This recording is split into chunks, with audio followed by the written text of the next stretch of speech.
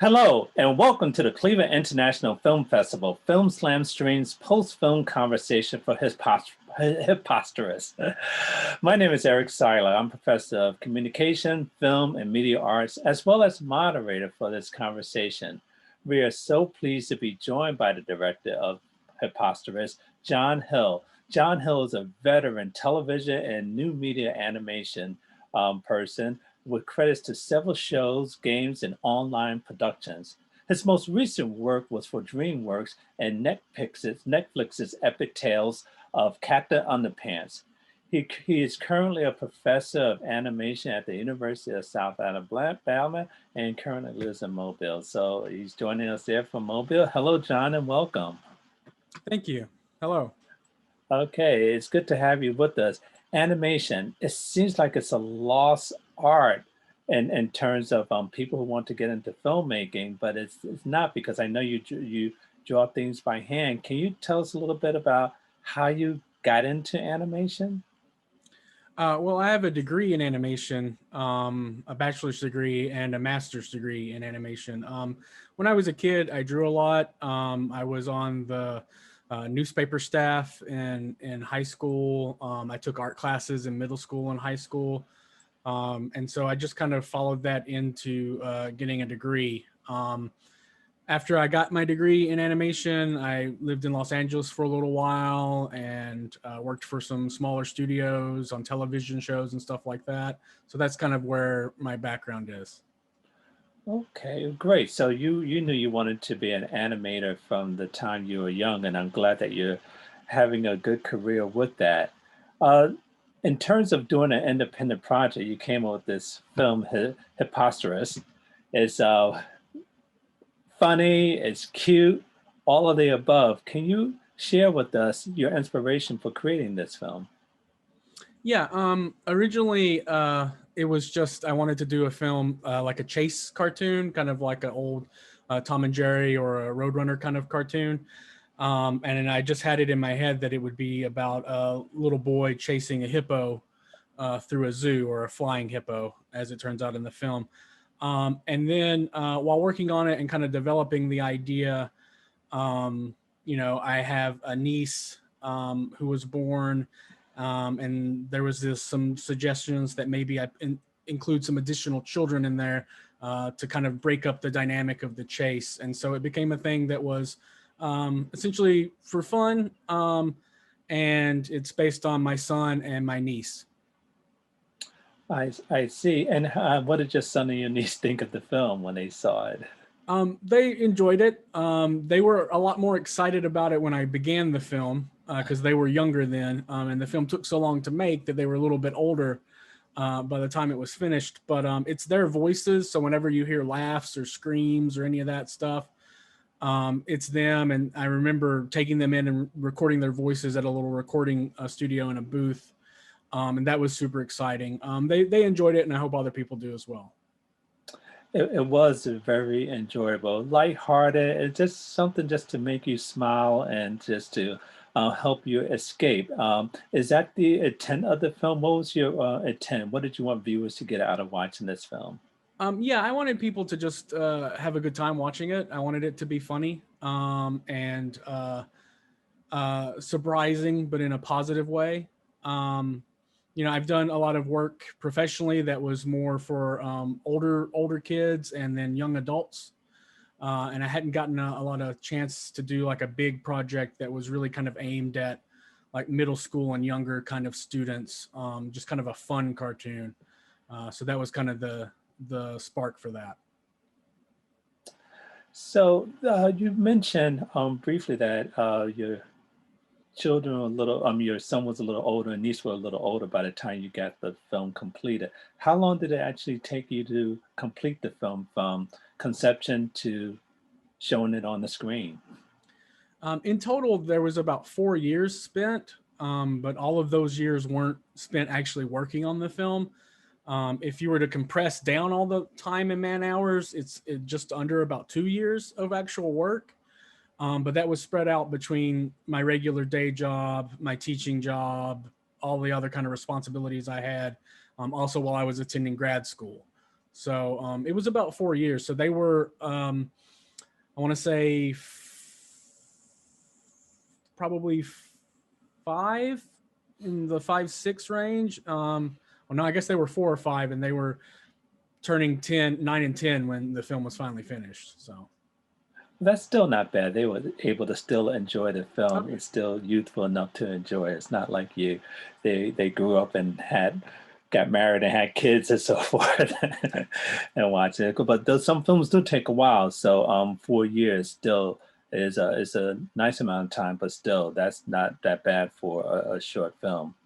Now, in terms of the animation itself, I know you still do the drawings by hand on paper. Um, can you speak a little bit about that and where that stands with current animations? Are people still doing that? yeah, animating on paper is done a lot less now than it used to be. Most people, when they animate, even if they're animating one drawing after another, they're doing it on the computer. I did it on paper, but the way I did it on paper was different from the way they would have done it traditionally.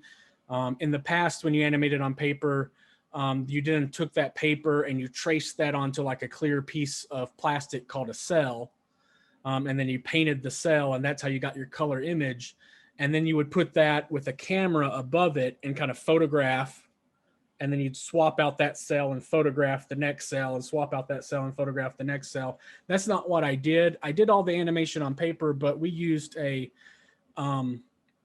basically kind of like a photocopier that would take all the drawings at once and just scan them in real fast.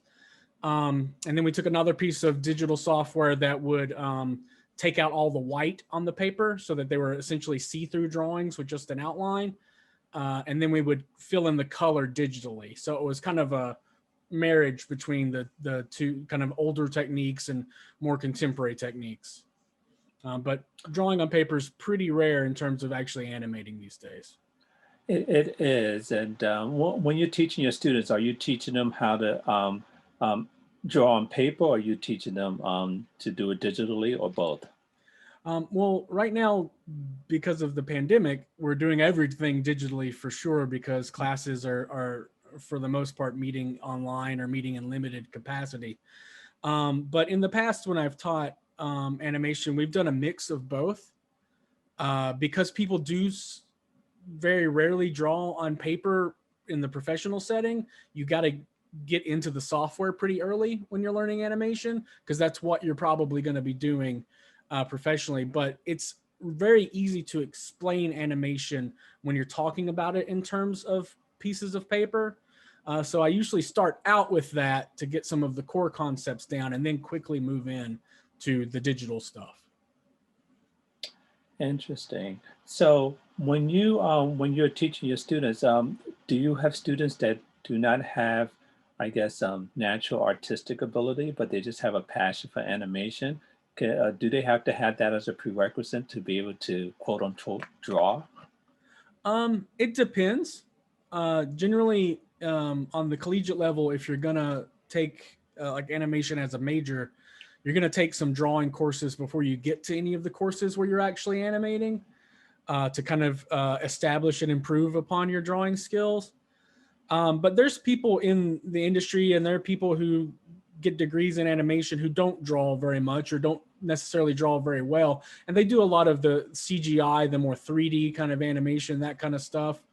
But even some 2D animators, with the way that 2D animation works on a lot of productions today, they kind of used puppets, if you will, kind of 2D figures that are pre-created, and that you can kind of position to do the animation, and your drawing ability can vary in that respects. It always helps to be able to draw at least a little bit, because it's all visual communication, and kind of being able to have an idea, and when you're trying to explain to somebody, at least give them a rough indication of this is what I'm talking about, is always kind of helpful. I see. I just want to remind everyone, we are about halfway through our conversation with John Hill, the director of HIPPOSTEROUS.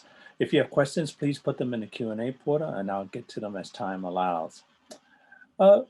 Getting back to creating this this film itself, you use the term we.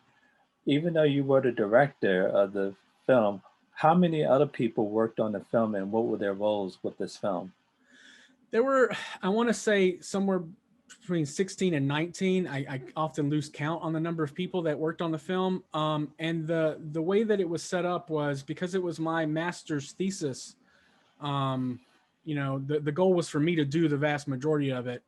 But in addition to that, because I was also teaching, I allowed some of kind of the more eager and enthusiastic bachelor's level students to kind of come in and do assistant work. So I designed and drew out all the backgrounds. I designed and drew all the characters. I did the entire storyboard and animatic. And then I did all of the important drawings in every scene. And then there were some drawings in between those important drawings, which we call in-betweens. They kind of take you from a character's position A and position B. And I would make these kind of flow charts and directions, and then I would let the assistants fill in and do the drawings in between. And then, of course, I would have to approve them and correct them and ask them to redraw things, etc. So they helped in that way. And then a lot of them helped doing the coloring of both the characters and the backgrounds while I was doing all the important drawings, that kind of thing. And most of them only really worked on 1 or 2 scenes a piece. So there's probably 70% of the film that I did all by myself. But, they definitely were a lot of help, and I could not have done it without them. Right. It takes a team, and you just weren't just drawing the characters. You have to consider the background and the environment as well too. With that, we do have one question that's come in, and the question is: was there a message you were trying to get out in the film in terms of people trying to get along with each other? I guess since they were friends at the end. Yeah, I definitely wanted the resolution to be that in the end, instead of kind of being the 2 kids being angry at each other, or the kids being angry at the hippo, I definitely wanted them to all kind of be friends and kind of gotten through the chase and realized that it was just kind of a lot of fun and that it was okay. It's based on my son and my niece, and my son, like myself, is Caucasian, and my niece is biracial. And so for me, it was very natural to have characters of different races kind of hanging out and being friends, because that's what I experienced in my own life. But that is definitely something that I wanted to be represented visually in the film. I don't know, I didn't want it to be a super... I didn't want it to be a message film necessarily, in terms of like this has kind of a moral point, or it's going to teach a lesson. More than anything, I just wanted it to be fun to watch. Interesting. Yes, indeed, it was fun to watch. Another question that's coming is, why did you choose a hippopotamus? Why didn't you choose another animal? So I like hippopotamus. That's really all the animals in there are in there because they're either my favorite animals or one of the kids' favorite animals. There's a giraffe that's in there briefly, and that's Jack's favorite animal. There's a cassowary, a kind of a bird with a blue head that's in there. That's my favorite animal. We just like hippos, and also it's funny to see a hippo fly. Just in terms of like a contrast, because we think of hippos, even though it's a little tiny hippo, it's like a pygmy hippo. We think of them as being kind of like heavy and just not something you're going to see that gets airborne. So that was just kind of it. It's just kind of a funny thing. It was. I'm glad you put in some favorites in there of animals. Another interesting question is, why did you choose not to use adults to help the children resolve their conflict? That's a good question. I mean, one, I wanted to limit the number of characters I had to animate, so that was really big. So you just you have fewer characters do things. But two, I like the idea of children being able to have their own adventures. kind of being able to kind of do their own thing a little bit. Even though in this instance it's obviously fantastical and unrealistic and that kind of thing. But again, I wanted it to be kind of a cartoon that adults could watch and enjoy for what it was, but I wanted it to be something that was really kind of almost kind of for children specifically. So that's it. That's why. Oh, so when you created this, did you have any hopes or desires that this will become like maybe one day a series or animation series? No, not with this one. I think this is kind of a really kind of self-contained story. I don't know how far you could stretch the entertainment value to just have them chase the hippo again. So not really wanting to develop a series here. And more for me, it was just kind of a I've worked on television series and they're very story driven and very dialogue driven. A lot of kind of standing around and telling you things interspersed with the animation sequences. And I wanted this to be kind of all about the movement and be very frenetic and energetic. And again, I don't think that's something that you can translate into a series. It's kind of an experiential, like one time kind of thing. Right. It is. And I don't know, I could probably see this a little bit of Tom and Jerry in there, even though they want voices in there, Jack and Lovey getting into different inventions at the supermarket or the playground. Right. Yeah. With that said. So yeah, your other work that you worked on in the time we have remaining. Good questions, folks. We might have time to get a couple more in if you keep sending them. Um, other works that you worked on Captain Underpants. What was your role in that, and what was that experience like working on that animation? Yeah. It's the Captain Underpants show on Netflix, the 2D one. Not the film, which was CGI. I was just an animator on it. So each episode had a team of somewhere between 10 and 20 animators. And I was just one of kind of that group. And so I would be given shots to do, and I would have to animate George and Crop and all the other characters, kind of doing whatever it was that the director needed them to do in those scenes. So it's just kind of an animation job. Oh, it's just not just a job. I like the way you look at it, but that's a big deal to to do work on something of that magnitude. And I know you worked for was that through DreamWorks or did you do other work for DreamWorks? Well, the DreamWorks is the producer. DreamWorks Hmm. and Netflix are the producer of that show. Oh, okay. The studio that animated it is who I worked on for. They're a studio called Titmouse, like the bird. And they have locations in New York and Los Angeles and Vancouver. But I work remotely. I work from home, like even before the pandemic started. I did most of my work from home. And so that was actually through the studio in Canada, the studio in Vancouver.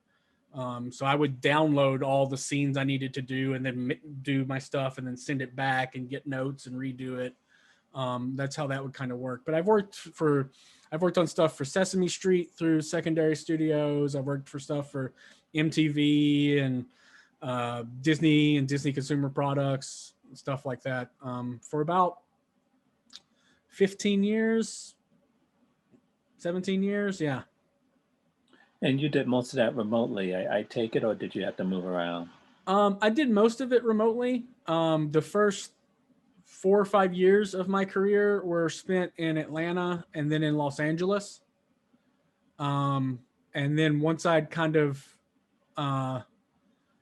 it's a weird thing. Once I'd kind of established myself in Los Angeles, I got an opportunity to move away, and I did. And since then, I've been working kind of remotely. And whenever I need kind of new work, I'll just generally either just look for openings or contact somebody I know who's currently still at the studios and be like, do you need some assistance? I can work from home. And that's how I get a lot of my work these days. Oh, that's good. Yeah, you answered that question I had. Well, I was going to ask you was about you know the career for people in animation. Is there a career? And there is if you are have some talent and you continue to network, I guess. Yeah, you know, talent is probably the number two most important thing. And number one would be just being kind of like kind and easy to work with. Those are the two big secrets that I tell everybody that asks me, like, how do you do this? Like, one, you have to be able to draw if you're going to do 2D stuff, or you have to be able to understand how to do the stuff in 3D. You have to have the talent and the expertise. But more than that, you have to be friendly and sociable and interested and interesting. And then, you know, when a job ends and a new job opens up, you know, somebody at that job is going to go, oh, we need to fill this spot. Oh, I remember working with, you know, Sam and he was great. Let's bring Sam to work on this too. And that's kind of how you kind of create a career. Kindness kind of above all. Kindness is definitely the key. And I just want to add to that, probably patience. I'm sure you have to do a lot of revisions. Oh So, yeah, that's, yeah, it's a tedious job. It's not, the cartoons are fun. Making them sometimes is very time consuming and laborious. understandable. Well, this has been such a great conversation. Before I let you go, is there anything that you're working on now or maybe in the future that we can hopefully see soon? I don't have anything lined up quite yet, but I will be making another film, possibly by the end of this year, and then, you know, some more in the future as well. Great. And when you do, please let us know. We'd love to see that. Well, John Hill, thank you very much for your time today and taking time out of your teaching schedule and life to talk to us and talk to our students. I'm sure they've obtained a lot out of this. Thank you. It's been a pleasure. Okay. And we'd like to thank all of you for joining us today for this important and invigorating conversation. For more information about the upcoming 45th Cleveland International Film Festival, please continue to follow CIFF on social media or visit clevelandfilm.org. I'm Eric Siler. Thank you.